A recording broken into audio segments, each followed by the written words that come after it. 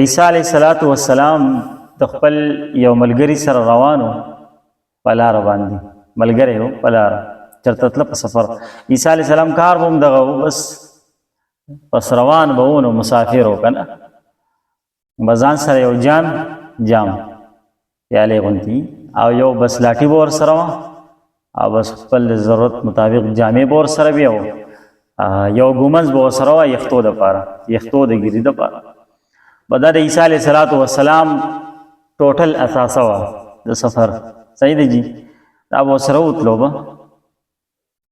و یو ځل یې دی روانو نو ویې کتل چې هلته یو سړی و نو هغه دا ویښته چې دی داسې په لاسو برابروله ویښته یې په لاس چې هغه ته وکتل چې یاره دا کار خو په لاسو بغیر د ګومنځه کېږي د یو ګومنځ یې ایسته وغورځوله مخکې لاړو نو چې ویې کتل هلته یو سړی دی اوبه څکي په لاسو باندې په لپه باندې اوبه څکي نو دا کار خو بغیر د جام او د پیالې نه کېږي ایسته یې هغه هم وغورځوله بس دغه یوه لاټي به ورسره وه او د ضرورت جامې به ورسره وي او تلو به سفر به یې کوو خلکو ته به یې دعوت ورکوو یو ځل یې دی داسې په دعوتي سفر باندې روان دی یو ملګری ورسره دی یو ملګری ځان سره 3 روټۍ راغستې دي چې په لاره به دا خورو صحیح دی جي نو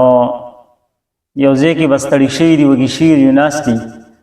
یو روټۍ د خپله خوړل ده یو یې ملګري خوړل ده یو روټۍ پاتې شوې ده صحیح ده یو روټۍ پاتې ده بس هغه یو روټۍ دې ملګري ته ورکړه دا سنبال کا بیا په لاره ضرورت راشي دا به وخورو سنبال یې کړه وی ټیک ده وایي زه راځم عیسی علیه السلام چېرته لاړو بیا راغی هغه ته وی روټۍ دې څه کړه پته نه لګي نو ما په علم کې نشته چې روټۍ چېرته ورکه شوه بس وایي زه صحیح زه چې ځو نو په لاره روان دي سفر کوي سلاره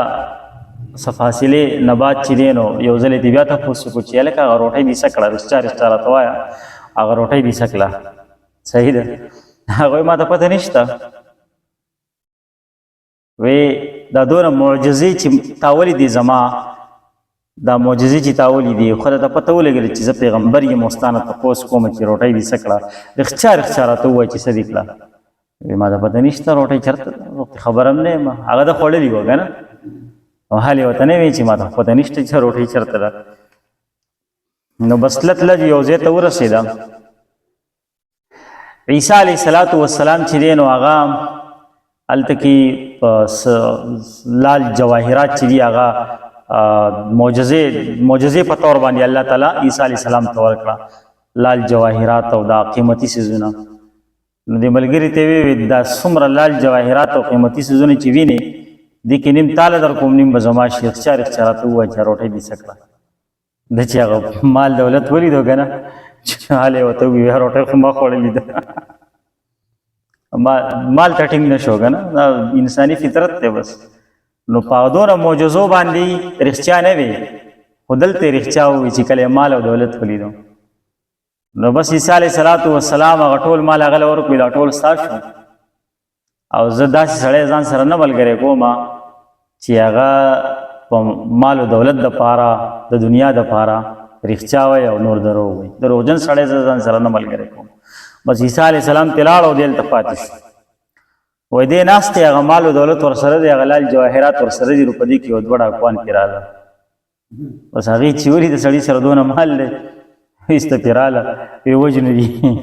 دی ما مه مړ کوئ په ما به څه کوئ چې مړ مې کوي به د څونه مال چې دی دا به 3 حصې کړو یو حصه به زما شي او به ستا شي او به د بل ملګري شي په ما څه کوئ هغې هم سوچ وکړو چې یاره واقعي ولې داسې وژنو نیم مال خو هسې هم راکوي نو بس دې 3 واڼه ناست دي نو د روټۍ ټیم دی وایي دا یو ملګری به لاړ شي روټۍ به راوړي هغه له 100 روپۍ ورکړي چې ته لاړ شو بازار ته روټۍ راوړه روټۍ به وخورو نو بس بیا به د مال تقسیم کړو ځو به ناکامې چې لېږلی دی په دې لاره باندې سوچ کوي چې یاره داسې به وکړمه چې زه خپل هلته روټۍ وخورم او دې ته په روټۍ کې زهر میلاو کړمه زهر نو دی چې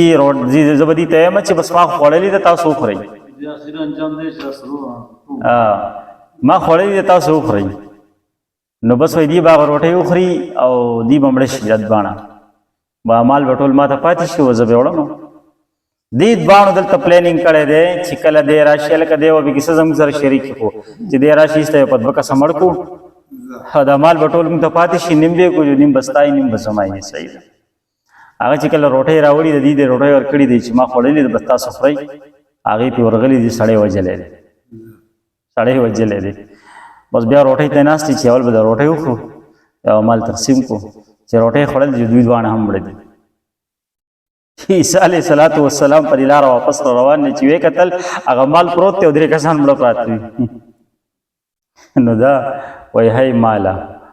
ګوره خلک دې ووجله او ته پاتې شو دقه د دنیا حقیقت دی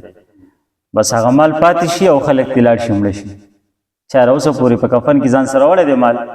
نه چا قبر ته نه دی وړی خلک پې جګړې وکړي یو بل پې ووجني او هغه مال چې دی هغه پاتې شي